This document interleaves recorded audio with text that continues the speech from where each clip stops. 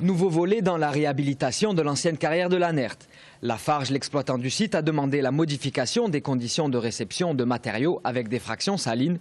Modification qui inquiète les associations et les CIQ de l'Estac, mobilisés pour la défense de ce massif. Le problème qu'on a avec les boues salées, c'est que si elles ne sont pas stockées dans des sarcophages hermétiques, elles vont empêcher la réhabilitation paysagère.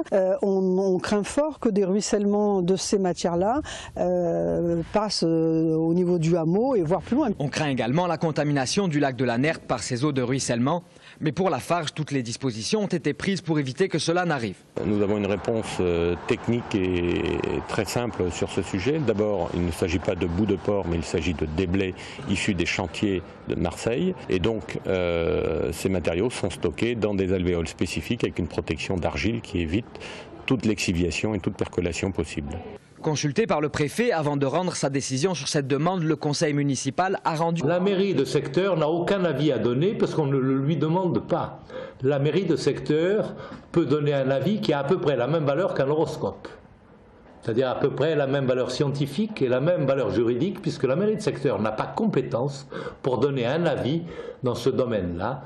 C'est le préfet qui décide après avoir pris l'avis du conseil municipal de la ville considérée. Non satisfaits de ne pas être entendus, les défenseurs du massif de l'Anert continuent de se mobiliser. Ils envisagent de déposer un recours contentieux pour défendre leur cadre de vie et l'environnement de ce qu'ils appellent le poumon vert des quartiers nord.